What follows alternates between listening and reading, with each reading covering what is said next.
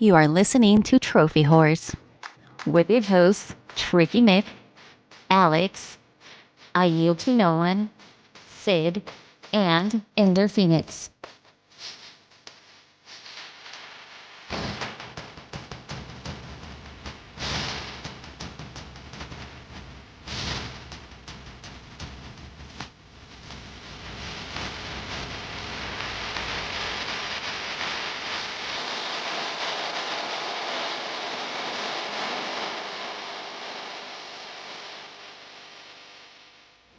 Hello, everybody. Welcome to Trophy Horrors, episode 626, take 2. For those of you listening tonight, we had some technical difficulties, so we are starting this podcast again. And as a result, we are here with our esteemed panel. And no, I am not Tricky, but that does not mean he is not here. I know he's missed the last 2 weeks, but he is on the show tonight. What's up, Tricky? And my first week back, I fuck everything up. It's okay. We all fuck up every once in a while. But you know who doesn't fuck up? The man, the myth, the legend, Alex. What's up, buddy? I certainly don't fuck up with the games that I choose to play, which I will point out, you can't see this on the audio recording, but I am wearing my very nice Sly Cooper t-shirt that Ashley made for me, and it's topical because, obviously, on the PlayStation Classics Collection, they just added Sly Cooper and the Thievius Raccoonus, and because the trophy list has been altered a little bit, there's little different trophies, I think I'm going to play that as one of my next few games. Awesome. And he may fuck up a little bit every now and then, especially when trying to order pizza. He brings the awesome Yield. You know, if we quit using that Chinese stuff, then maybe things wouldn't break. I think we should point out that Yields, as you hear my cat Juno in the background, with her weird honk meows, that Yield just has a vendetta against TikTok. He hates TikTok. I hate it with a passion. Yield is not alone there. Every time Kalai sends me a TikTok video, it now wants me to install the app, and I say, well, I'm just not watching TikTok anymore. So that being said, we are going to move along the show. We're already behind schedule tonight, so we are going to start with the trophy count. Tricky, you able to do your trophies? Are you trying to do something in the background there? I'm trying to do something in the background, but give me 2 seconds. Let me pull the agenda up, because I don't even have the agenda up. Oh, Tricky's not even ready. Look at you. Tricky is panicking on the technology side. So, Alex, I am level 908. Total trophies of 30,619 with 847 platinums. I actually have 20 more platinums than that, but I just didn't sync up yet. Okay. Well, Alex, what are you at? 20 more platinums. Talk about sifting through shit. I am level 503, total trophy count of 9,808, with a platinum count of 170 and 169 games. Nice. 69. Nice. Yield. I am on the cusp of 512, but I'm currently sitting on 511, with a trophy count of 10242, and a platinum count of 190. 10 away from 200, and I have no clue what 200 will be. I'm sure it'll be something worthwhile, unlike... Well, it's got to be, because I did Uncharted 4 for 100. Now I got to think of what I'm going to do for 200. Sly Cooper and the Thievius Raccoonus. I mean, if I could get a hold of a physical copy, I guess. Oh, that's right. Yeah, you can't play the... Sorry, I forget that Tricky offered you PlayStation Plus Premium and you rejected it because you felt guilty about taking that much money from old 7 PS5 Tricky there. Yeah, I did. And that I have platinum Sly Cooper. It was on the Vita though. Well, I have not budged on my trophy stance, but my latest Steam achievement was in Helldivers 2 with extracting at least 15 rare samples. That was a fun little adventure, awesome. And I'm surprised we made it out alive. Honestly, though, Matt, I think that's a team trophy. Yeah, but in this case, everybody had dropped their shit on the point, and I just happened to be the one to pick it up. Now we scoop it all up as you're diving into the skeleton. Yeah, but, you know, obviously everybody who was there got the achievement. It's just the first time I got it. Fun fact, when I was playing this week, we were on a kill mission, and the Pelican dropped on the level below us.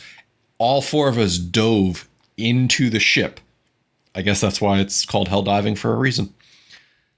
I'd Sid, try that. It worked. Except when we tried to do it again and somebody face planted to the side of the ship. It was kind of funny. Oh. Sid is level... got a broken neck now. Oh, yeah.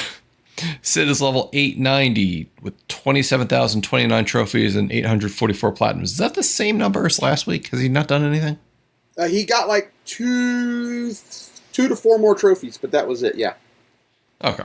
Well, we are recording on Father's Day, so happy Father's Day to everybody out there, whether you're bio, step, fur, whatever it is. Happy Father's Day to everybody. We are going to kick off again with what we are playing. Yield, why don't you go first this time? Still working on Tunic. Dabbled a little bit in Skull and Bones.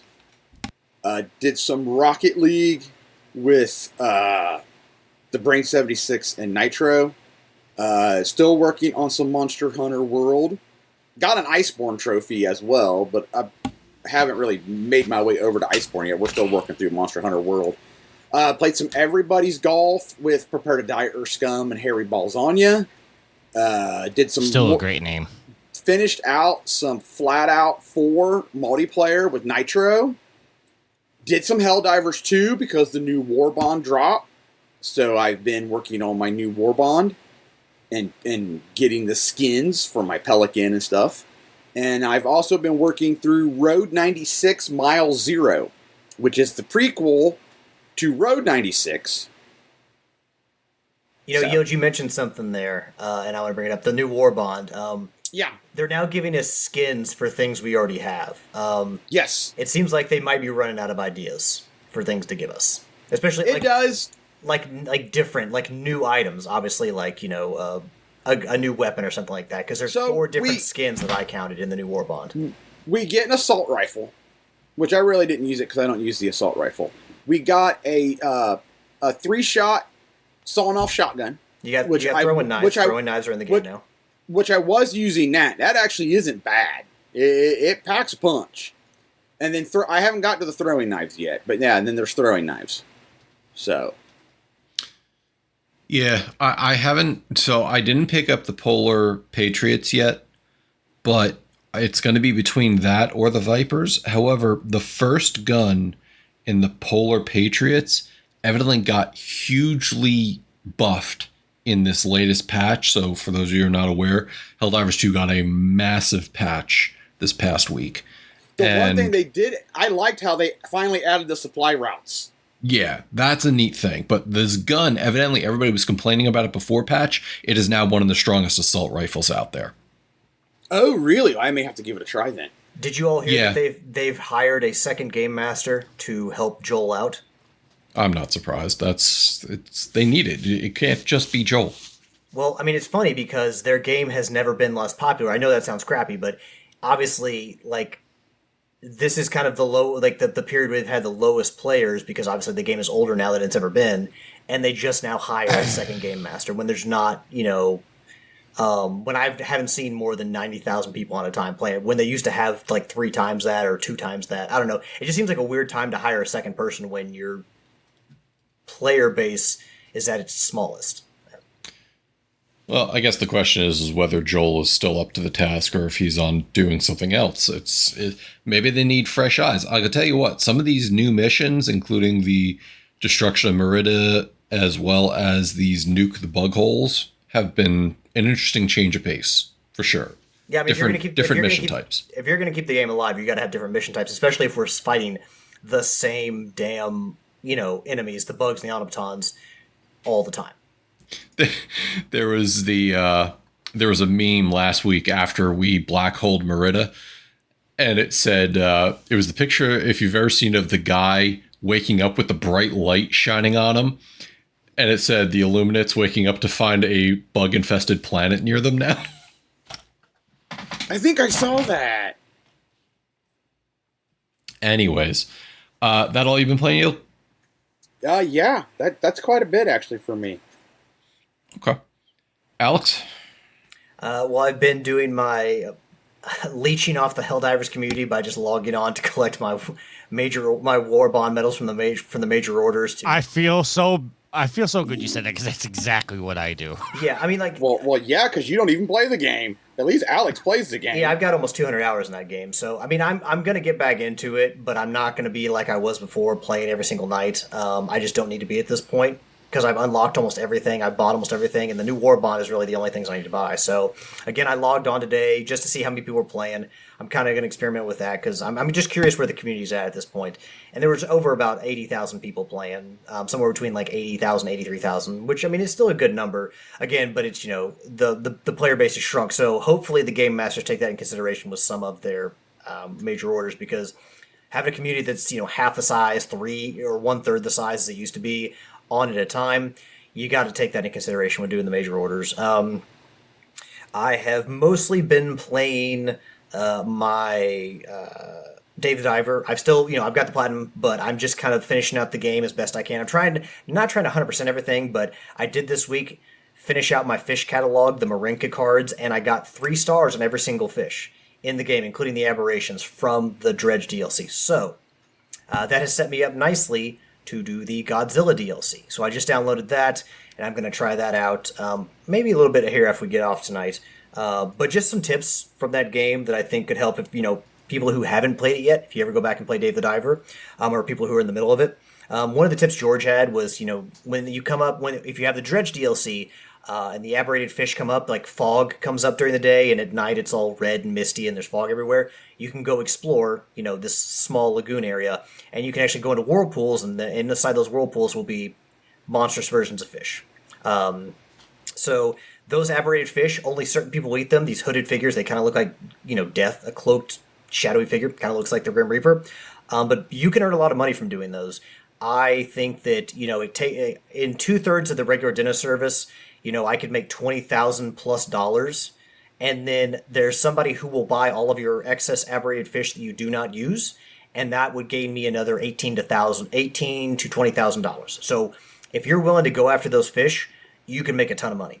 And that kind of goes into my next tip, where you gotta be mindful of what you're cutting up for the menu, because when you're doing dinner service, you get to decide what the menu is based on the fish you have available, but anything that doesn't sell during dinner service, it basically goes to scrap. You don't get it back. So be mindful of the amount of fish you're using, because, yeah, you can make extra money, but also you could be throwing away a ton of fish if your customers aren't eating all of it. And one of the questions I had, because eventually you do get a branch restaurant, you get a second restaurant to run.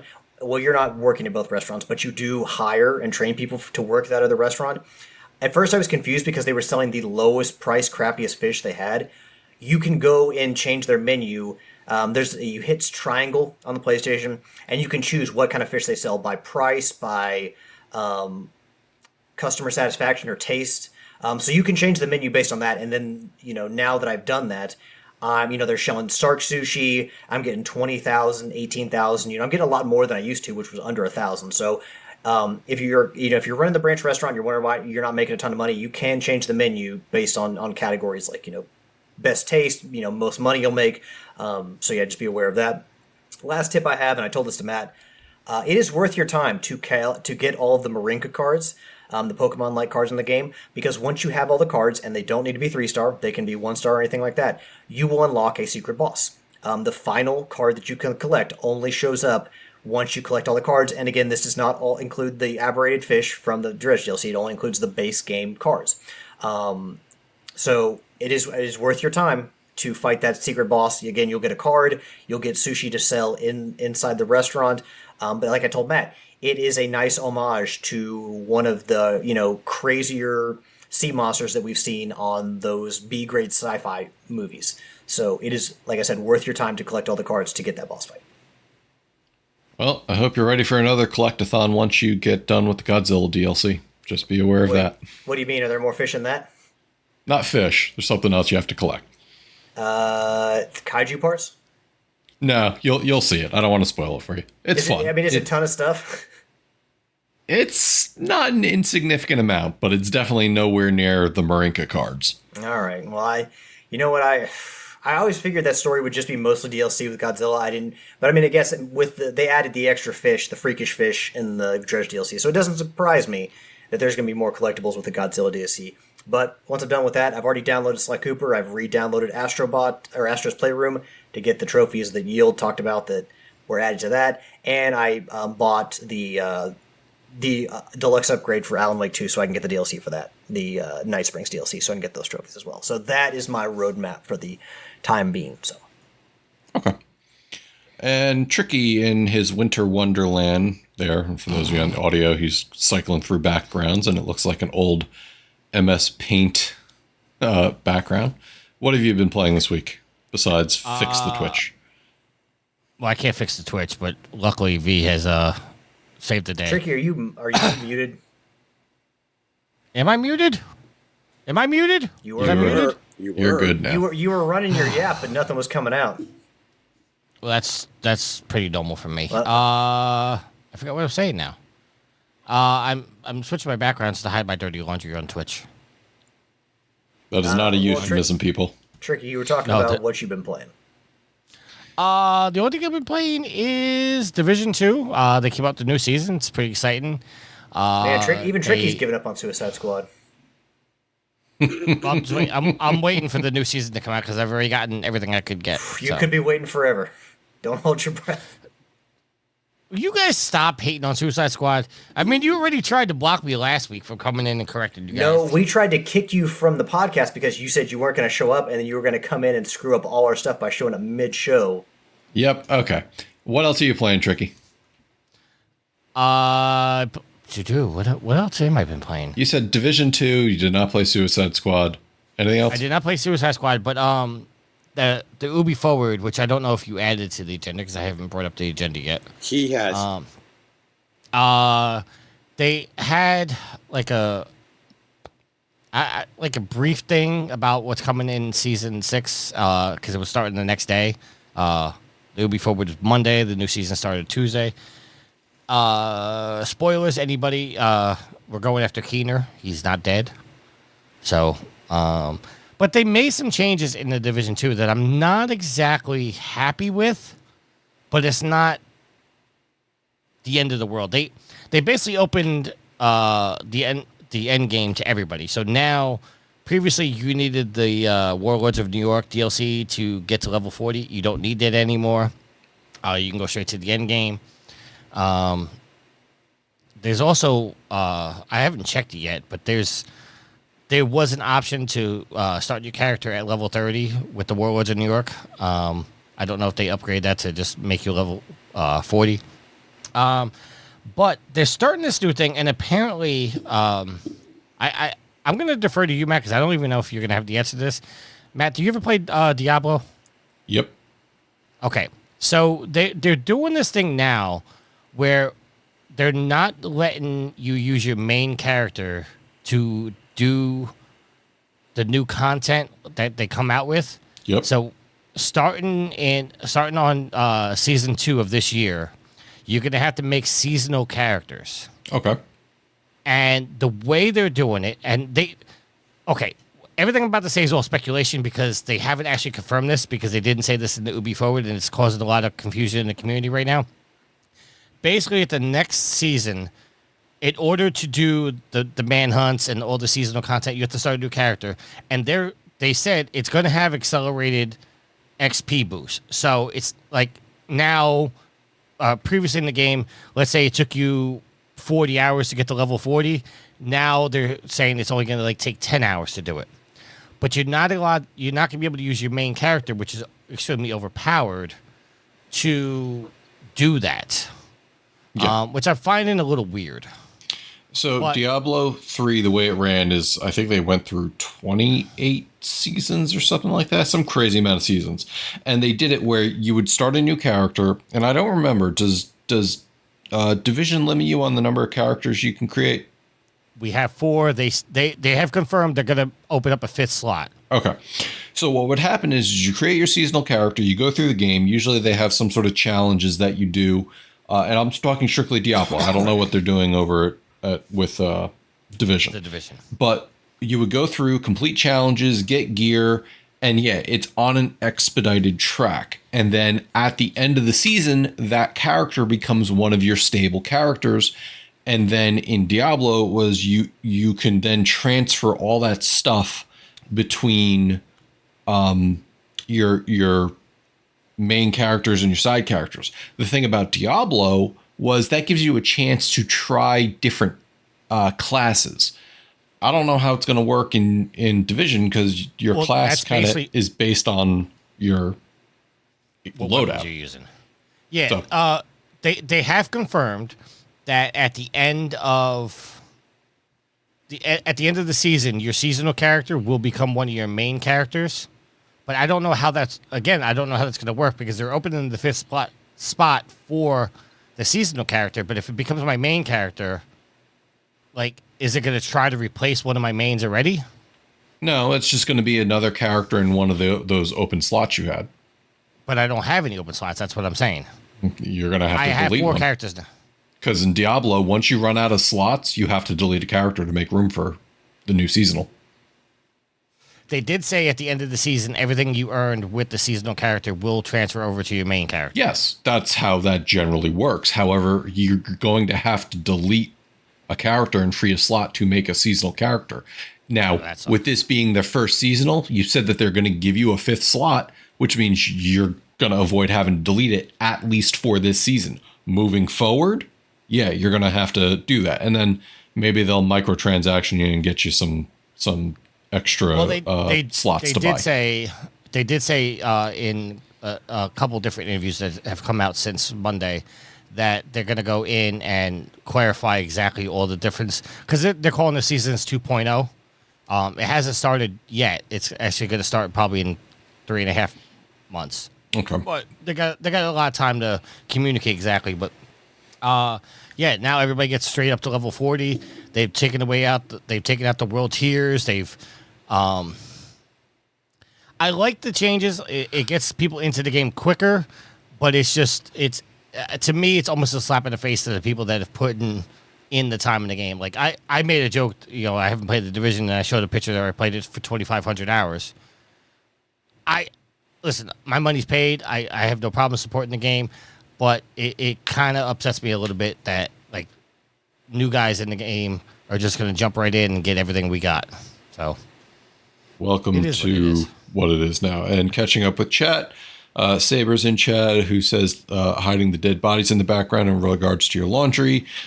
Mr. T84 tells you stop dying on that hill of garbage regarding Suicide Squad, and he again says seasonal characters. Welcome to 2024. That all you've been playing, Tricky? A while. Okay. And this week was a really rough week for me. I did not get a ton of gaming in, so just added some Helldivers 2, as I discussed before. I didn't even get some Dave the Diver in, which was not good. It's tragic. It is. I really need to. I'm so close to the end of the game. I need to just buckle down and do it. Also, I bought Monster Hunter Stories, which is the re-release of the first game, which now has voice acting and improved graphics. Got that so I could play it on the Steam Deck. And then I did get back into some MechWarrior 5 Mercenaries. Just, felt like going back after I watched the recent Clans release or launch date video. So that's all I have been playing. Looking forward to our agenda this week. The first topic we are covering comes from Xbox.com and Juret West. And we're just going to quickly go over the Xbox Game Showcase and some of the important pieces that we wanted to talk about. Most importantly, they start off with Call of Duty Black Ops 6. And again, confirming that is coming to all consoles. I should say, I'm not sure if it's coming to Switch. I don't think it is. Evidently, it's a continuation of one of the other Black Ops. I don't know. I don't play Black Ops, so I really don't care. They showed some footage for Indiana Jones and the Great Circle. It was a cinematic trailer along with some gameplay. Doom: The Dark Ages, which interestingly enough will be coming to PlayStation as well. So that's going to be fun. And this is more of like a medieval Doom. Personal favorite was that Doomslayer had a gun that was crunching up the skulls of enemies and using the shards as ammo. Then they showed more from Avowed, the game that's coming out, as well as the cinematic for Diablo 4, The Vessel of Hatred, some flight simulator stuff. The first trailer for Dragon Age Veilguard, a little bit of Assassin's Creed Shadows, Stalker 2, Age of Mythology Retold, Extended cinematic and a little bit of gameplay from Fable. Mixtape. Is this a new Fable game or a remake? It's a brand new Fable game, no number, no nothing, not related to the other ones. This is the one that a lot of people were hammering Microsoft for a while ago because it had like a evidently unattractive female lead in it, and people railed against it. So evidently Microsoft's woke by not including a drop-dead gorgeous woman as a lead. But it had some of that Fable humor, maybe a little bit more serious than what the old ones were. We got our first actual look at Perfect Dark, which looks to be good. Which new game, nice Expedition. I had seen rumors that game was not going well. Yep. Yeah, and it seems like they're on the right foot from what I can tell. New game, Expedition 33. Can't believe everything you read on the internet. Bonjour. South of Midnight, a South US inspired game, which looks really neat because you have a talking giant catfish. Let's see. State of Decay 3, Wu Chang, Fallen Feathers, something about the Elder Scrolls Online, Metal Gear Solid, is that Delta? Snake Eater? Yeah. Yeah. It's Delta, but it's basically the remake of Snake Eater, yes. Yeah. Which it was nice hearing David Hayter's voice again, but I think they're just reusing lines. I don't think they did any new recording. No, but that game looks sexy as fuck. Mm-hmm. Oh my god. The to play that. New map expansion to Fallout 76, Skyline Valley, Life is Strange, Double Exposure. Some more content coming to Sea of Thieves, Atomfall, Flintlock, A Siege of Dawn, Winter Borrow, Fragpunk, I think is what. And then my personal favorite outside of Doom, Mecha Break. So, starting with Alex, anything in that lineup that you said, ooh? Honestly, no. Ashley's a big fan of Dragon Age, so she'll probably play that. It was nice to see one of my friends who I work with is a big fan of Gears of War, and Gears of War E-Day kind of got him excited again for Gears of War. Yup. So it was nice to see, even if I'm not going to be able to play it, it's nice to see that fan base has something more positive coming their way, because it's another one of those big franchises like Halo where the fan base is kind of railed against Microsoft for how that has progressed and how that franchise has been treated. So nice to see that. Honestly, nothing on here really for me. But again, that could be just because I just kind of right off the Microsoft show is, well, I got a PlayStation and this is Microsoft, so who knows what I'll be able to play. But again, Microsoft is trying to get more games onto the PlayStation, so we'll see what actually comes. But I kind of just write it off because it's no use me getting excited for it if I can't play it. I'm sorry, I'm not playing Call of Duty Black Ops 6. I don't care. I'm with you there. Yield, anything out of that lineup? But you get to storm Saddam's castle. Oh, Jesus Christ. Yield, anything out of that lineup? The only thing I'd be moderately interested in, it would be the Indiana Jones game, but if Microsoft continues to do with their games what they did with Sea of Thieves, I won't have to worry about it. Does it?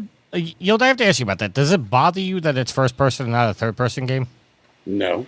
I thought that was a weird choice. Well, because and a lot of people were complaining about that. Look who made the game. No, I get that, but I just they're not going to go necessarily outside their wheelhouse and go third person. No, but if you're going to go so far to use Harrison Ford as the character model, which I mean, obviously you can't do it. Well, obviously you have to. If you're going to go that far, don't you think the players want to see Harrison Ford and not just his hands? You will in cutscenes. Yeah, it's not the same though. Do you have to pay him as much if you don't use his likeness as much? I think using his likeness gets you a flat fee. I don't think it's based on screen time. But that said, it's not Harrison Ford voicing him. So, oh well. Tricky, what out of that lineup, if anything, speaks to you? I mean, I do like the Metal Gear, like I said. Assassin's Creed Shadows. I kind of want to play Fable. Kinda. I guess I'll play that on my TV. And without saying the fanboyish, okay, because I know I'm going to get the criticism and the hate for this. over half these games are also coming to the PS5, but in the entire conference, they only said coming to Xbox. If Xbox is embracing bringing their games to other consoles, don't you think they would want to advertise that in their showcase, saying, "Hey, you could also play this on the PS5," or "Hey, you could also play this on the Switch"? No. I joked around and said that this was a dumpster fire. They showed very good games. I think the conference was pretty good, but I also think that with half these games coming to the PS5, it really wasn't an Xbox showcase as much as it was just a games showcase. Okay, well, give them credit because they showed more than PlayStation did. They showed more than Sony did at their recent State of Play. Well, the State of Play was 30 minutes long. This was 2 hours long. So, hey, you know what? Still though, they had. Don't you think that if PlayStation had more to show, that they would show it? I think they have more to show. They're just keeping everything close to the rest. I'm sorry, Matt. I know you start to say something. And then so here's the thing. First and foremost, the internet has unanimously said that this was the best showcase so far of summer games. And number two, the biggest complaint is that a lot of these games don't have dates with them. A lot of them just saying 2025. So here's the thing.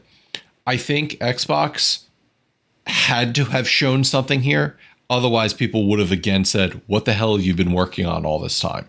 So they showed some real progress here. I just wish we had more solid dates.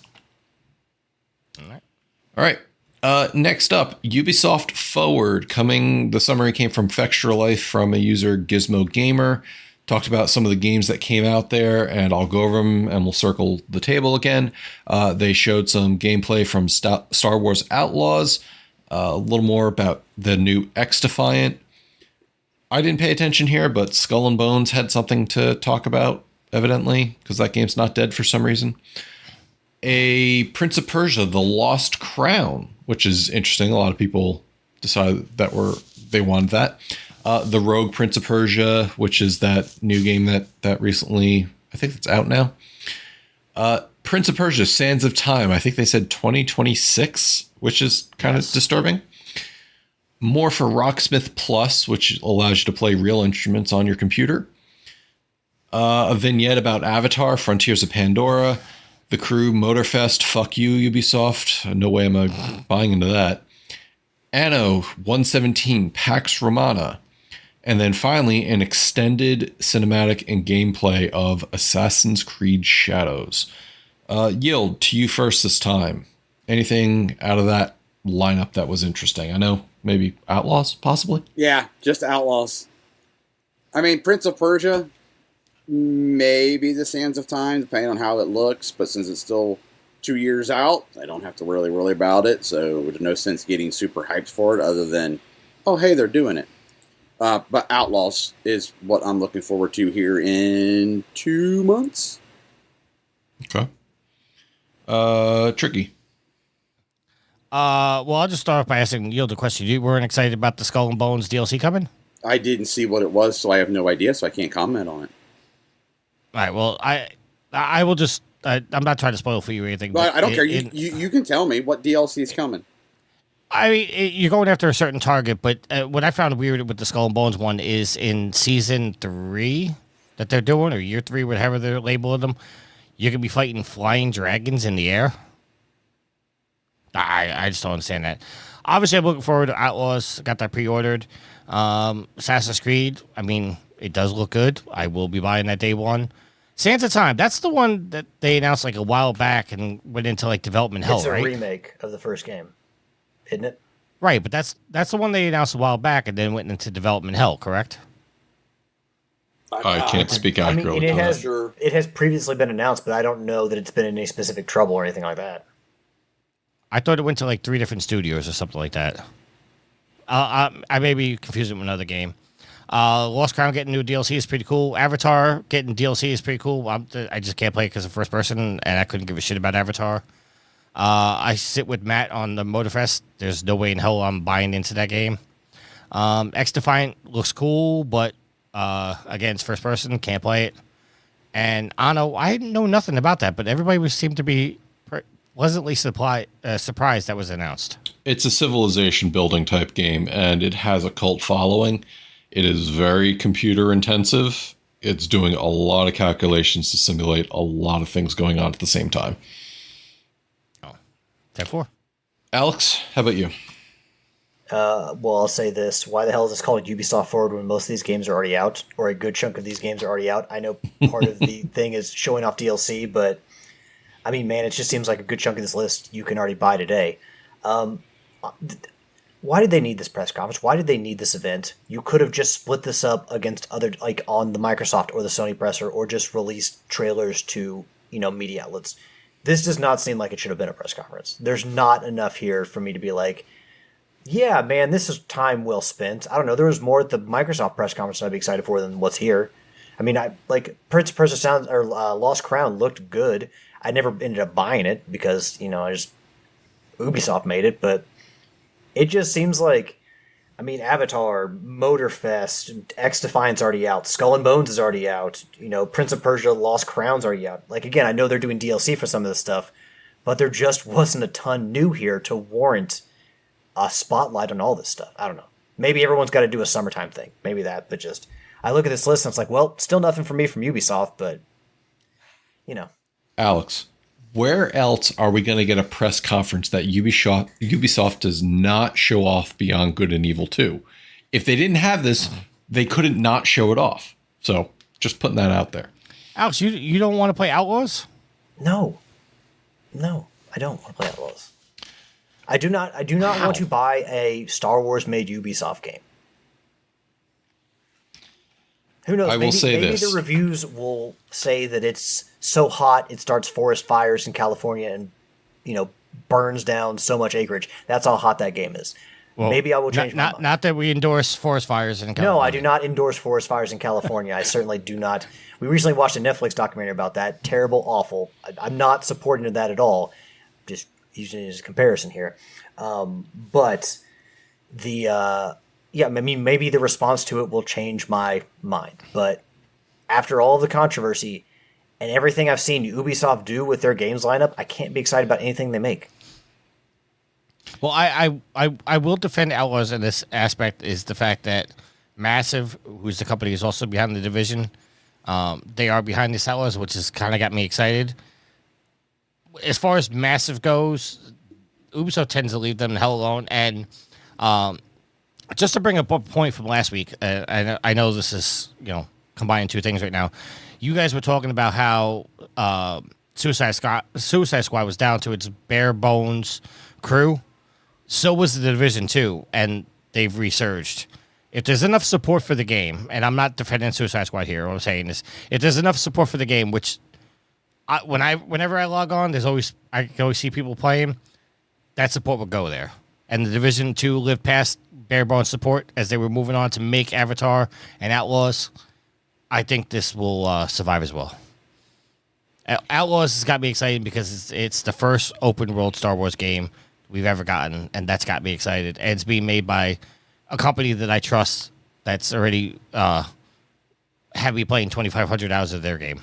So I will say this. Out of everything, to me, Outlaws is eye-catching.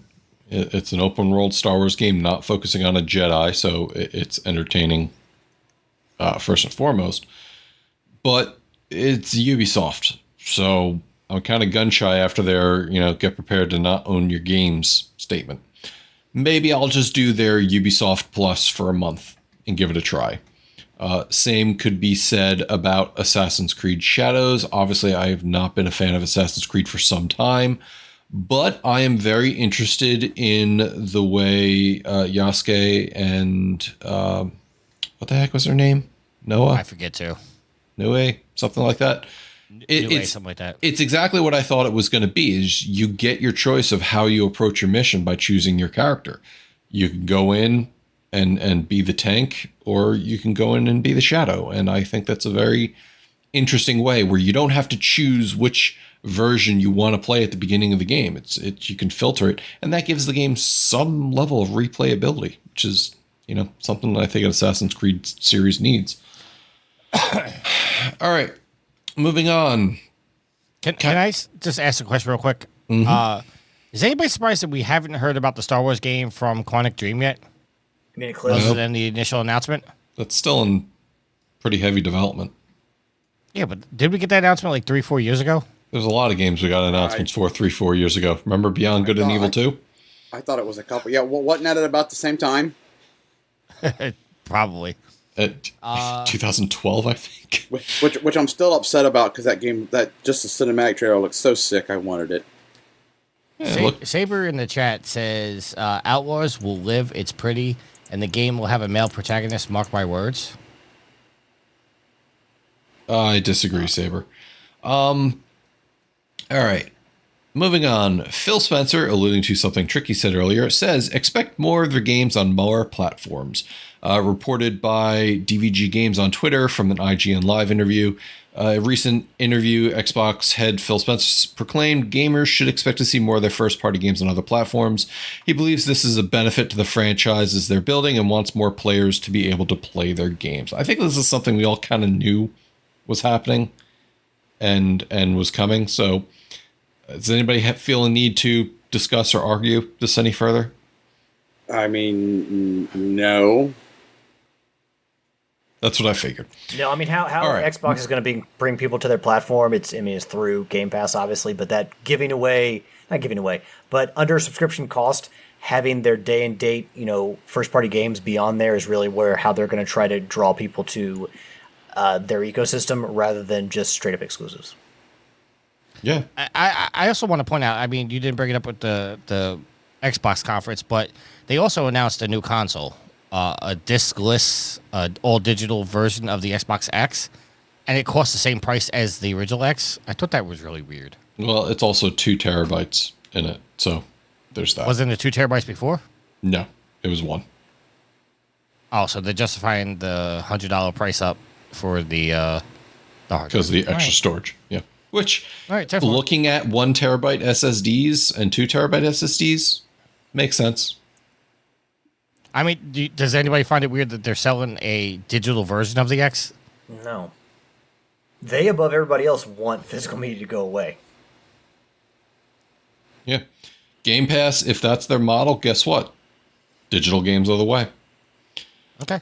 All right. Saber in chat says he would say the titles for July Game Pass are legit. I unfortunately didn't catch which one of those are since I haven't had Game Pass in a while. Saber, if you care to share them in the chat with us, we will.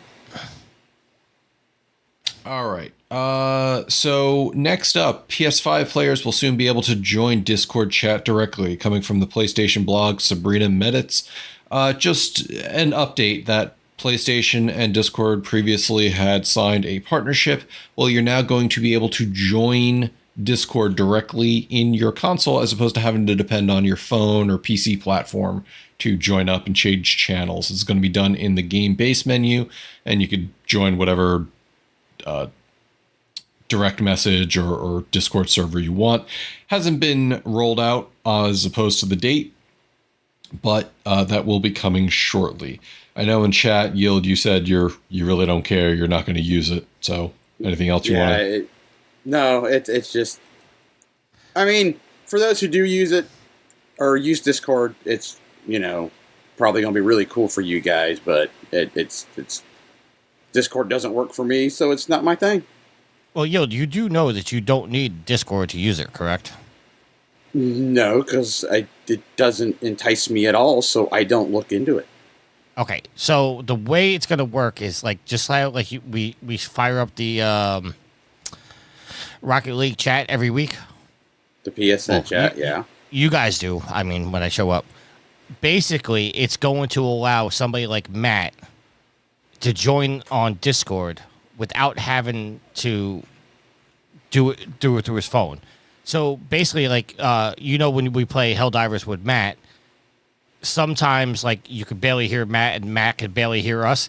Now he's going to be able to join a PSN chat, but he'll be talking on Discord while the rest of us are on a PSN chat, and there will be no audio issues. It just makes it more convenient to talk to somebody that may not have a headset connected to their PlayStation, so they could use Discord on their phone or on their computer without having, and you don't have to have a Discord account to talk to him. That's just basically, it's just going to make it easier to talk to everybody. Gotcha. All right. Cutting back to Saber, he said Game Pass Flock, Dungeons of Hinterberg, Flintlock, Siege of Dawn, Kunitsu, Gami, Path of the Goddess, and Frostpunk 2. So, yep, I'm getting a whole bunch of new games there. Tricky, I know you and I were talking about Discord, and I was explaining some of the features, especially with Discord having excellent noise cancellation features, but also the ease of joining multiple channels, making it a little easier jumping in and out. You don't do a lot of playing, but I don't think Division 2 is crossplay, right? No, it's not. No. It would have made it a lot easier if it was, because then you and I can jump into a Discord chat and play that way. Alex, any interest in using Discord on PS5? Well, once again, Juno is voicing her discontent with the level of Xbox talk on this show. No, Discord is one of those things I've only ever used. I'm in a couple of Discord channels. It's what I basically use what's the word I'm looking for? Coordinate raids in Pokemon Go. It's really kind of my Pokemon Go app where I help. It helps me meet up with people on, for certain events and stuff like that. But really, it's a coordination tool for that game. I don't really use the voice chat all that much because honestly, I've never needed to use Discord in any serious volume. So I've always just been able to get by using the PSN chat on the PlayStation 5. So it may have fantastic functionality. I just have never had to use it.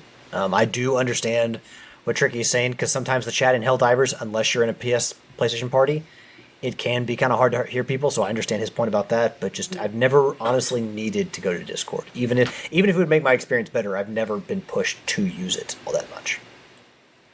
Okay.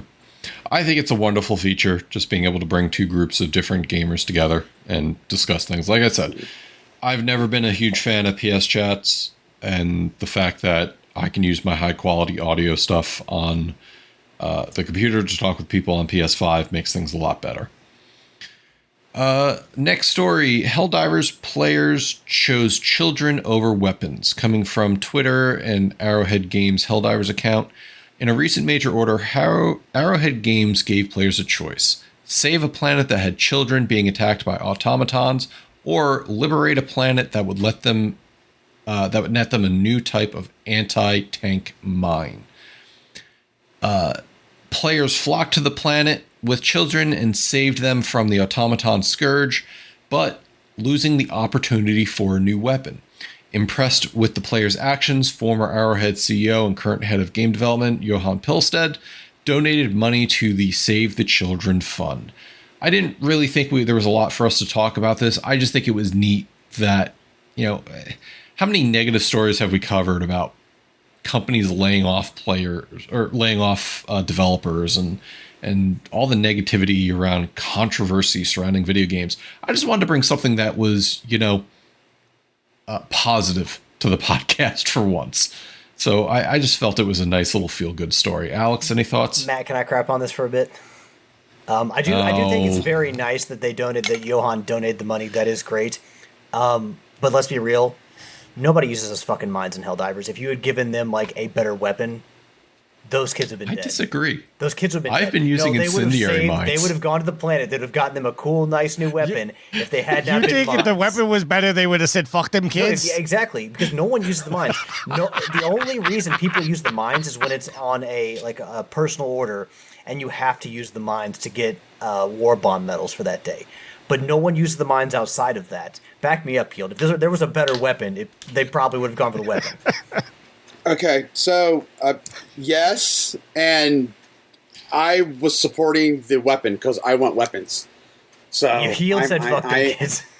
I did. Matter of fact, I put a post on my personal Facebook page when it was announced that this was the mission. I was like, "Well, Vernon Wells, nice knowing you." And I concentrated the times that I played. I was going after the mines because I just the Brain 76 was like, we don't use mines. I'm like, but they're tank mines. I might use them on the tank ones.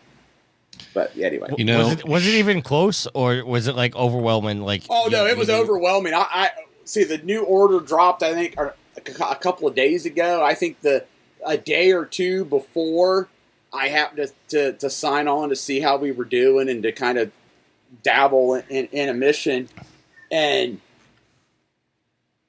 I think we were like 75, 80% done with Vernen Wells and like nothing on the other, like hardly anything on the other planet. Going back to chat, Saber, no, Discord is not owned by Microsoft now, though Microsoft does have a portion of their ownership. And Sony partially owns them as well. Yeah, it's kind of a joint thing. It's a nice Discord still isn't profitable. It's a nice dick measuring contest there between Sony and Microsoft. It really is. I own more stake in Discord. No, I own more stake in Discord. You know, I'm trying to bring a nice feel good story, and everybody's like, "Oh, I don't use mine. Fuck it, the kids." Anyways, I think it was a nice Roberto gesture. in the chat said "F them kids" too. You know, Matt, I think it was a nice gesture. You were all about, like a few episodes ago when we had, some potential automaton propaganda from one of your sources on here. You were all about, oh, well, maybe, we're spreading truth or blah, blah, blah. I'm just dropping truth bombs. I'm telling you, if there was a better weapon at the end of that rainbow, them kids wouldn't got no help. And you as a Helldiver player know that damn well is true. It's also ironic that we're saying "fuck them kids" on Father's Day right now. No, I didn't say "fuck them kids." I didn't even participate in it at all. There's some people saying that. All I'm saying is the population of Helldivers would have gone after a cooler weapon. I guarantee you. If there had been vehicles, if like, hey, save the kids, or you get vehicles, Jeeps in this game, we all know what people would have gone for. All right. Well. Anyways, moving on. Tricky, you want to queue up our Sophie trophies this week? Yeah, here it comes.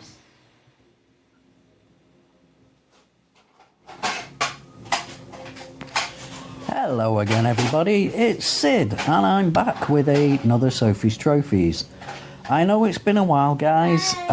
It's been longer than usual because we've had a few things moved around at the house, and the PS5 is now downstairs. So it's a bit more difficult for me to have some peace and quiet to be able to record. But I'm going to work through it. I'm going to get there eventually. At the moment, guys, you will hear my little lad Callum. He is downstairs with me. Here he is now. He's just chilling out doing Callum things. And hopefully he'll let me record this one. So for the first one back for a while, guys, I'm going to do a relatively easy one. It's called Bouncy Bullets 2. There are 12 trophies, including a platinum, and all in all, it'll take you about half an hour to do this one, guys. So we'll get into it, and we'll see how we go. We have the platinum trophy, which is Bouncy Platinum, which means get all of the trophies. Then we have Golden Nut. Get your first golden nut. Now these are just big gold nuts in the level. All you have to do is run into it and you will pick it up. It's a first person shooter, by the way, guys. And it's pretty simple, but there are a few little tips and tricks in this one. Now the golden nuts are not the kind of nuts that squirrels have. They are the kind of nuts that go onto bolts. Then we have the magenta one. Defeat your first magenta enemy. Now, there are two different coloured enemies that you can shoot with two different coloured bullets. Okay, so your left trigger fires your magentas bullets, and your right trigger fires your yellow bullets. So, magenta bullets kill magenta enemies, yellow bullets kill yellow enemies. So as you run around, these will pop up, and you will have to shoot them. They also fire at you, and if you get hit, it's instant death. So, the next trophy, guys, the yellow one. Defeat your first yellow enemy. So again, with the magenta one, just defeat a yellow enemy. Now, the black enemies, guys, these can only be defeated by bouncing a bullet off another surface. So, defeat your first black enemy, which is the tough one. And then we have the... sorry guys, blanking a little bit there, it's been a while. We have the level trophies. So starting with this one, which is Starting Easy World. Complete your first classic mode Easy World level. So just run through the first level and you'll get this one. Then we have Starting Medium World. Complete your first classic mode Medium World level. So you pick this from the menu. You pick all these levels from menus. And then we have starting hard world. Complete your first classic mode hard world level.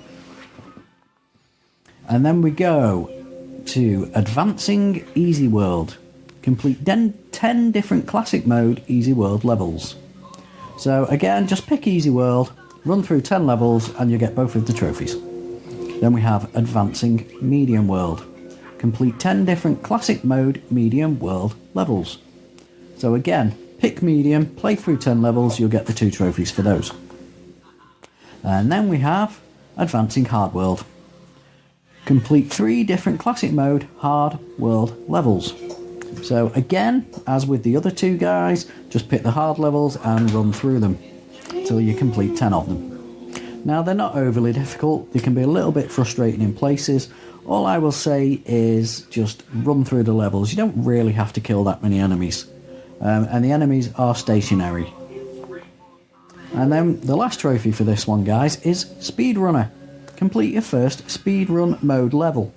So in the options, just pick Speedrun and pick Easy.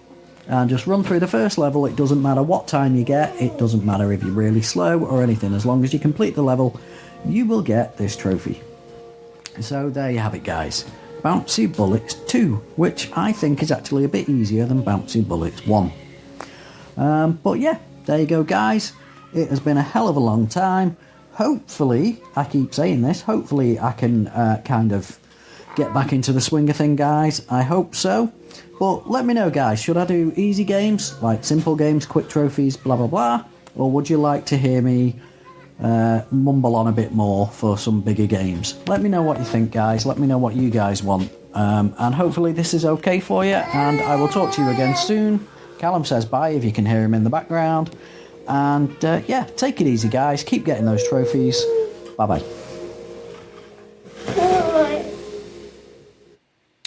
All right. Thank you very much, Sid, for that Sophie's Trophies. For those of you who don't know, every once in a while, Sid will chime in, give everybody the tips on what they need to get those trophies on your PlayStation games. So thanks. Good to hear from you, buddy. And now we are moving on to community questions. The first question here is from Gaz. How excited are you all for the USA qualifying for the Super 8s in cricket T20 World Cup and causing one of the biggest cricketing upsets by beating Pakistan last week? You could tell by the tone of my voice I am thrilled. I couldn't care less. I'm more excited by the Kentucky Wildcats baseball team going to Omaha for the first time and competing for the College World Series. The number 2 ranked Kentucky Wildcats. Sorry to cut you off there. I am more excited in CM Punk's return to wrestling than I am of cricket. Yeah, everybody loves that shit. I'm more excited to watch paint dry. Oh my goodness. Anyway, there's a whole lot of back and forth on all these questions. I will not be covering that tonight. Thank you. Can we just point out that Garrett said that what was his comment about this? I just lost it. That it's better than hockey? Yeah, I'm not dignifying Miles that better with than time. that ice hockey malarkey. Anyways. More likely to keep your we're not teeth, dignifying that. Keep your teeth in cricket. So next, Thomas writes in, and he also writes in the comments, Americans do care about what the pond does. That doesn't sound very much like you, Thomas. And that hockey rules. I agree. Thomas asks, what game that you go to over the last 5 years that you will still play? Tricky, anything other than Division 2? I was going to say, do you guys want to guess what game we'll talk about? Nah, it's the Division. Division and Division 2. Alex, Until what they quit game? making stuff for the Division. What was that, Yield? I said, until they quit making stuff for the Division, then you'll move on. They're already making Division 3. Yeah, when they make the Division 3, he'll move on. Alex, game that came out over 5 years ago that you still find yourself going back to. Oh, it's easy, Rocket League. And at this point, I'm surprised Tricky hasn't formed a religion around Division. I have. Create his own little church of the Division there. The Division religion? Yeah. The religion of Division. Yeah. I'm so much into Division. I'm started reading their books. Oh, that's a worthwhile cause if you really like it. I mean, hell, I've read plenty of video game books, including Descent and Doom, which was an interesting read. Is it better than the movie? No. This was actually a set of 4 books written decades ago. I think it was after Doom 2 came out, and I'm asking, are the books better than the movie? You mean the Rock starring movie? I tell you, the first 2 books were pretty decent. Book 3 and book 4 jumped the shark pretty fucking bad.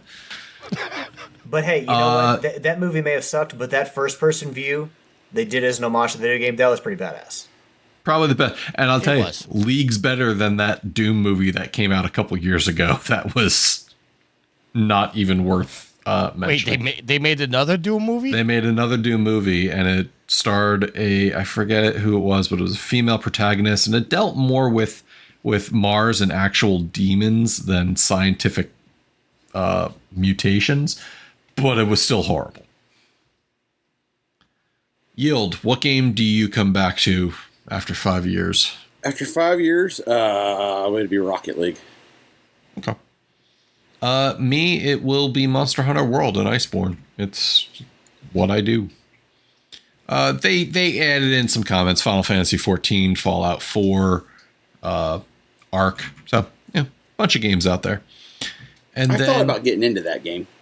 I tried it. I think I have Ark Survival Evolved, not the second one, not the new one, but I couldn't get into it. I was not happy with the idea of leaving a base behind and somebody comes along having a bad day and ruins everything I built. And Joe Priestley writes in and asks, who is the best video game father? And Joe, you must be some kind of psychic, because guess what our topic of the week is? Coming from GameSpot, Jake Decker writes, and he lists out, and we're going to have a conversation about this. As games have matured, so have depictions of fathers in video games. Today we're here to discuss some of the best fathers around. And he lists a bunch of fathers, and I'm questioning if he actually did some research into this. Yeah. I'm thinking no. Because there's some fathers on here that I'm like, maybe not. He probably just he's like, you know what, I gotta find some fathers. Let's just put some on here, regardless of how the quality of their parenting. Let me call out Joe, because Joe only put this question because he saw it posted by Patrick Hickey Jr. on Facebook. That's all right. Patrick Hickey Jr. did not bring the question to us for tonight, so I appreciate Joe bringing it up. All right, so we're going to go over some of these names. Let's go one by one and figure out if they're a good father or not. First up, Barrett Wallace from Final Fantasy VII. Well, I haven't played the game, so I can't comment. He is a beastly Same motherfucker, here. I'll say that much. Yield? I haven't played the game, so I cannot comment. Okay. Well, from what I played of Final Fantasy VII, he does seem genuinely concerned about his daughter and obviously the condition of the world and wants her to live in a better world. So next, I can't comment on this because I never played the game. Bayek from Assassin's Creed Origins. I'll let Alex go first. Same, Matt. I have not played Origins. I honestly didn't pay a ton of attention to the story in Assassin's Creed Origins, but he seemed fine. Okay. Bowser from Super Mario I thought series. we were going to go tricky. No, apparently my opinion doesn't matter. No, Tricky, what's your You're right, opinion it on doesn't. Bayek from Origins? No. Tricky, I swear to fucking Matt, God. Matt did to me what I always do to him, so he's... Yeah, you know what, Tricky? It's fine. Your opinion. He's a fine father. Yeah, honestly, he doesn't seem like overwhelmingly great, but also not bad either. So he kind of falls middle. His child doesn't really get mentioned. I mean, it's more focused on his relationship with his wife. But yeah, it's fine. So Bowser from Super Mario. I don't really know if I would I mean, he's considered the dad of the kids, but I just don't know if I'd consider him a dad. Wait, wasn't King Koopa the kid of the dads? Or is he the same? Are they the same? One and the same? Bowser and King Koopa are the same. So Yeah, they're the same thing. You know, there's a thing when Doug Bowser took over Nintendo. It really wasn't highlighted very much in before those times because I think he's known as Bowser over in Japan and King Koopa. No, he's known as Bowser over here and King Koopa in Japan. Because even in the So cartoon, the cartoon in the 90s, he was King Koopa. Yeah. So when Doug Bowser took over, everybody in America was laughing our asses off. And I think over in Japan, people were like, what's going on? And then it was more explained to them, listen, he's also known as Bowser over here. So that's kind of why we're all thinking it's funny. Tricky, so I don't forget you. Oh, thanks. I mean, I think he's a shitty father. I mean, I got to be honest. His kid's a real asshole. These are the types of conversations we're here to have. Bowser Jr. Bowser puts- Jr. is a real asshole, so clearly he's an asshole. He puts his kids in harm's way to, try to save kidnap the princess. He does give them fun toys. Also, Gives them magic wands. no, but you know that if Bowser takes Bowser Jr. into the grocery store, Bowser Jr. is a real asshole. No one wants to be around that. He's a screaming kid that everyone hears and just rolls their eyes. So no, he's a terrible father. Let's be honest. Bowser's not going into the grocery store. He's sending his minions to go get his groceries for him. All right. Alex, beside... I've already yield. said my bit there. Yeah, no, I think Bowser's a terrible father. We didn't hit you. For what? For Bowser, or are we on to Dr. Light? Bowser still. Bowser, I commented. Oh, okay. Sorry. That's difficult for me to keep That's track. Dr. Light from Mega Man. Alex. I think that he is a naive dumb fuck a lot of the times in how he's trusted Dr. Wily, but that has no bearing on how he's a father because obviously Mega Man and X later on succeeded and became so strong because of him as a father figure. So no, I think overall he's a good father figure. He's like that lovable father figure protagonist in the early days of video games that you could just latch onto. Yield. I think Dr. Light was a good father because he realized his mistakes for what he did for Wily, and then created Mega Man to counteract that, and then and then guided Mega Man along the way. Tricky. Alex and Yield kind of said what I was going to say. Okay. I'm interested in the fact that he made Mega Man, made him this powerful robot, and then he made Roll a maid. Kind of dick move, Dr. Light. But I mean, he did go so far to make Rush, so he has a dog. Okay, yeah, I'm back on the good side of that. Joel Miller from The Last of Us. Tricky. Oh, you would go to me first. I would, yes. I think Joel was a fantastic father. Despite he doomed the entire human race. No, that is the thing that makes him the best dad, is because he chose his child Ellie over the rest of the world. Listen, in the interest of pissing warming people up. In the interest of pissing people off, as a father myself, when I got to that part of The Last of Us, I legit sat back and thought, if Sweet Mama D was on that table, would I have made that same decision? And without a doubt, the answer was yes. When it comes to your child, there's just there's a different mindset, and yeah, absolutely 100%. Joel did the best. I mean, you look for the love he had for Sarah, and how much that broke him, and then to find a surrogate daughter in Ellie. Joel to me is the best father. Okay, Yield. Go ahead, Yield. No, I wouldn't trust him with anybody. He lost his original daughter, treated Ellie like shit, all the way up until she got mad at him, and then it was, oh, wait, maybe I do kind of like her, and she reminds me of my daughter. Redeemed himself in the end, but no, Joel is nowhere near Father of the Year for me. Okay, I'm going to say this, Yield, and, seeing Joel's action in The Last of Us 2 kind of redeems him. And I think Alice would agree with he that. doesn't need to be redeemed. Maybe. Okay, I completely disagree with Yield because here's the thing. he was not the reason his daughter died. He tried everything he could to save her in a very ridiculous like situation. Like he did everything. And the reason he treated Ellie like shit, yeah, it still sucks, but the pain of losing his daughter, he didn't want to get close to anybody else. Like that's the reason, and still his, love of Ellie eventually took over. So I completely disagree with Yield's take on that. No, I agree with you, Turkey. Joel's an outstanding dad. Like, and let me point out that at that point, when Joel chooses Ellie over the rest of the world, most of us would be fucking dead by that point anyway. There'd be a sliver of a population of the world still alive. So, no, he made the right decision in the end. Okay. I think he made the best out of a bad situation, so I'll give him some credit for that. Next up, John Marston from the Red Dead Redemption series. Yield. I mean, you could say yeah, but putting in the story from the first game, his loyalty was more towards the gang. I mean, he was kind of torn back and forth. So I mean, I guess you can say yes because in the original game, what he was doing was for his family.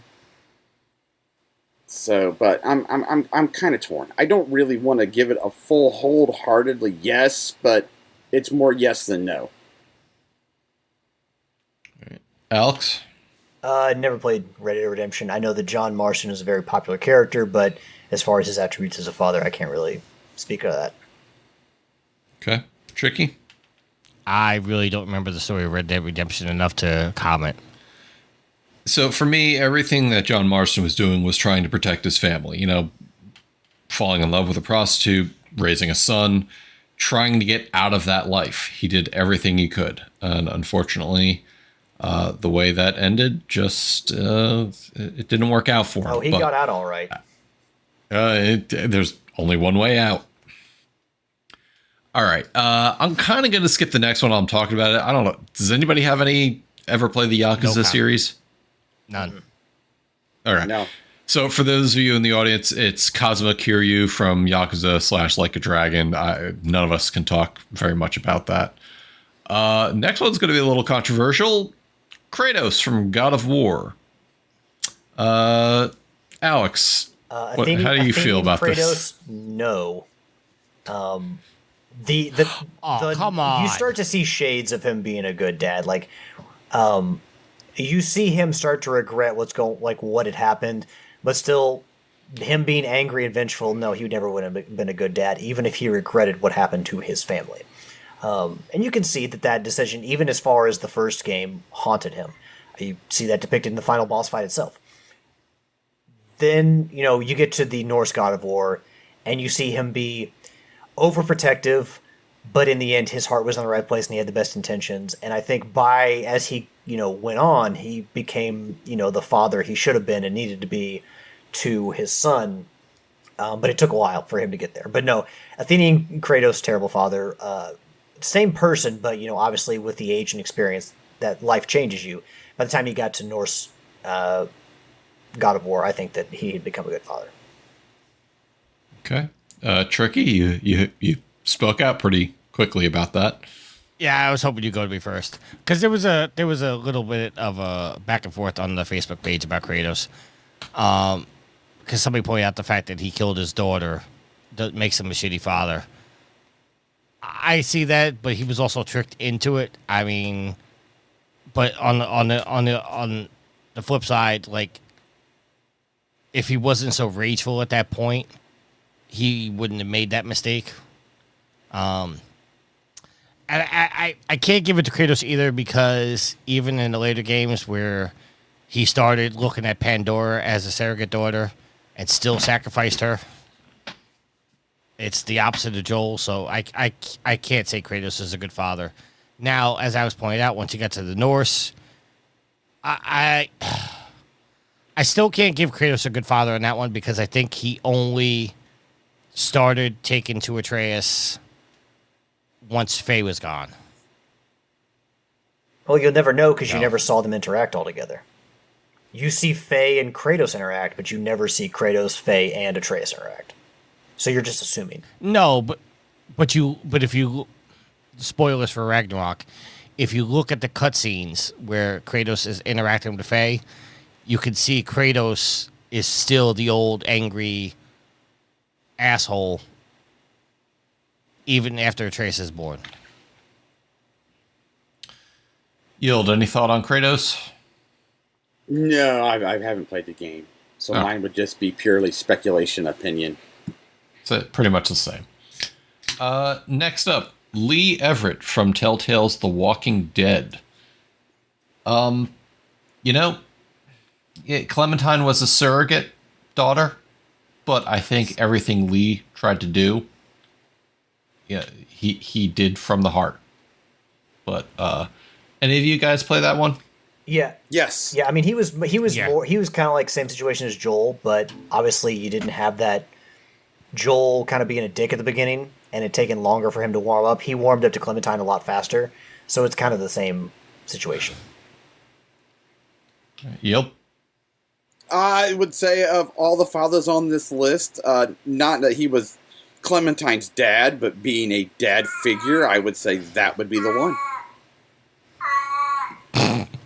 Evidently, Alf's cat agrees.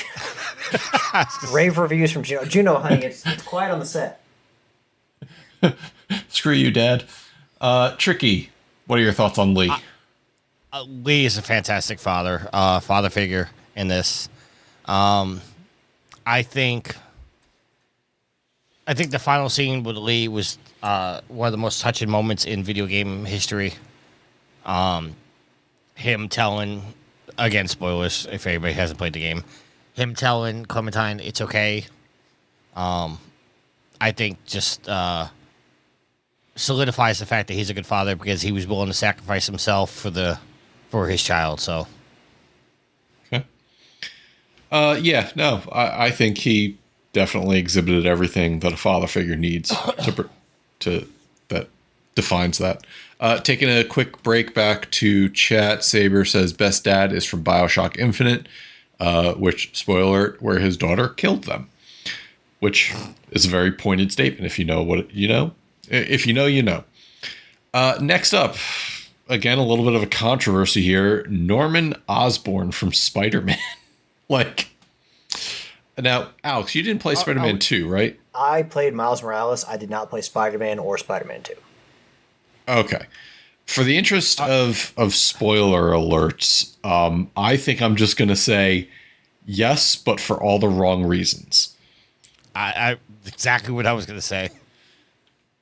All right. Yield, anything else to add on that, spoiler free? I was shocked that he was on there, so I was just kind of like, I've never known Norman to be a quote-unquote good dad. All right. I can't say much about the next one. Sam Fisher from Splinter Cell. I didn't even know Anybody? Sam Fisher was a Father. dad. He's a fantastic father. All right. And in a lot of the games, he references and even interacts with his daughter. Yeah, absolutely. Okay. And then final one on the list before we take one more round table at it. Geralt of Rivia from The Witcher. Again, more of a surrogate father to Ciri, but, to me, yeah, there's a father figure there, but I also feel more of a ward/protector as opposed to more trying to guide Ciri to do the right thing. Tricky, did you play The Witcher 3 at all?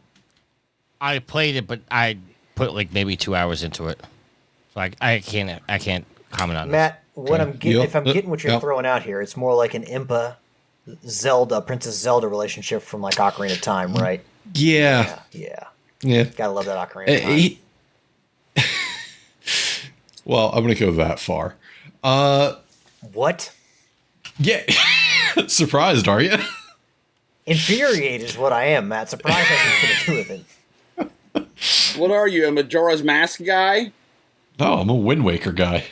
You can like them both. I'm okay. I'm okay with Wind Waker. I've grown to enjoy Wind Waker. can like 'em. Ocarina still my favorite, but Wind Waker is up there in the top 5 of my. You can like them I both. don't think. You, I just don't think Ocarina aged well. well, it was made 20 plus years ago. Look, it's not like you can only like Star Wars or Star Trek. You can like them both, Matt. Don't be one of those people. No, you can't. Oh, don't be a tricky. Ouch. Yield. Geralt, what are your thoughts? I've never played The Witcher, so Okay. I don't really know. All right, that was all from the list. I want to go around the table one more time. Are there any other fathers that you can think of in a game that maybe are better examples of this? And I'll start off by saying, a little different than what Thomas said was the Big Daddy from BioShock, because they protected the little sisters with their lives. Like they were there. Specifically Project Delta from BioShock 2. Your entire purpose was to get to your little sister and protect her and do all the things a protective father would. Is there anybody who wants to volunteer first? I don't know if you guys had a lot of time to think about it. I have, because I think Alice is going to steal my answer. All right, Tricky. I'm forgetting his name off the top of my head, but I think it was Rafe, Aloy's father. Rost. Rust, that's what it was. And, Okay. and you Rust. call yourself a Horizon fan. I couldn't remember his name. I had the right start I mean, letter. he was all right. Valid. But I got a better example. The only crap. Yes, it came from a comic first, and there was a TV show, and then we got games. But Do not say Splinter. Master Splinter from the Ninja Turtles. Who's a better father figure? Get the fuck out of here. How many Ninja Turtles games have there been? How many? It counts. Swish. I'm not going to argue against it. Yield. Tricky's just mad he I- didn't say it himself. That's all. No, I can't think of one, but I can't deny Alex's Master See, Splinter. here's the thing. of course you would As agree soon with as him. Tricky said, I can't remember the name, it's like, nope, we didn't pick the same thing. Oh yeah, I definitely remember Splinter. All right. For my final answer, I will say me in Fallout 4, because you play as the father trying to hunt down where your son was. And I still think I made the right decision in the end. Anyways, Well, no one said all the fathers in Helldivers too. I there's a lot of fathers in Helldivers too. Yeah. Spoiler alert, I shot my son in the face once I found out all the strings he was pulling behind the scene. Anyways, Was your son that the brings Wizard us of to the Oz? end. What the hell's going on in that game? I'll explain it to you offline. That brings us to the end of our show. We'll move on to shout-outs. Yield, let's have you go first. Shout out to Harry Balzonia and Prepared Dire Scum coming over and playing some Hot Shots at golf. Shout out to Nitro and the Brain 76 for Rocket League, and also Nitro for helping out with the Flat Out 4 multiplayer. Shout out to Alex, Matt, and Tricky for recording this evening. Shout out to everybody who was hanging out in chat. Shout out to all the dads out there. And shout out to all the pimps and the madams of the whoredom. Thank you for downloading, listening, hanging out with us. Alex? Well, I want to give a shout out to, first and foremost, the listeners, our awesome Trophy Horse community, the fuel to the fire that is this podcast. We would not be as successful or as long-living without you all. So thank you for fueling us and pushing us to go forward and further. Excuse me.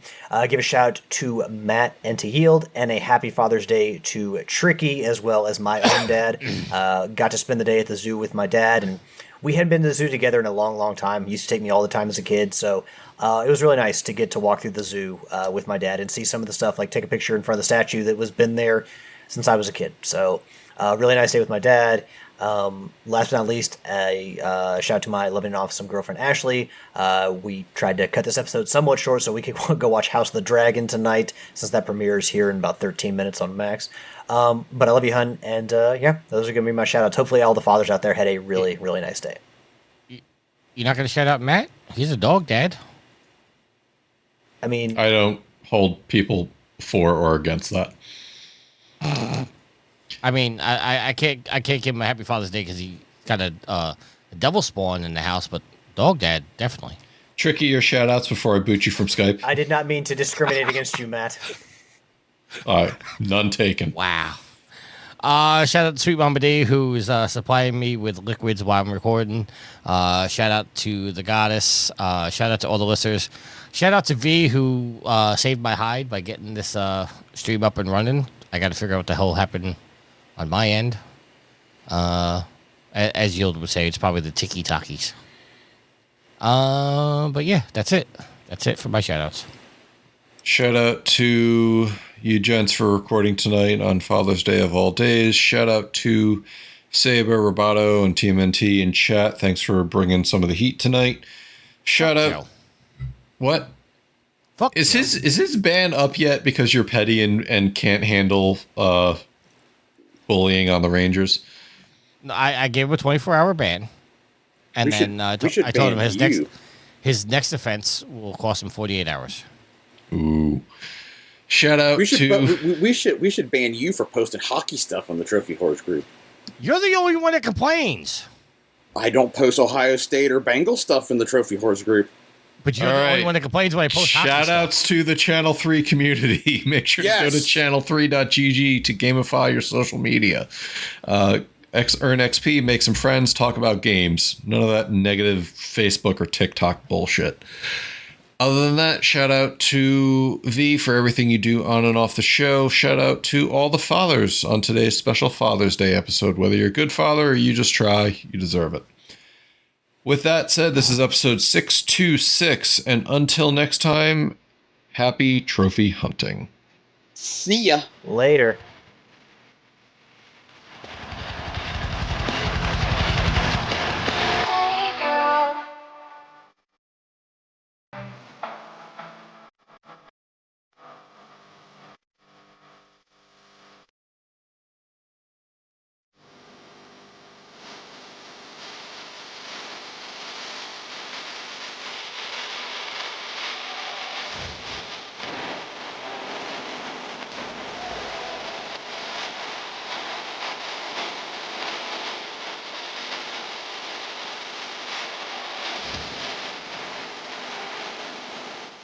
The theme song is Venus by the band Even off their album Zenith. Permission granted by the band and 12 Stone Records. You can find them on Facebook by going to www.facebook.com/evenphilippines.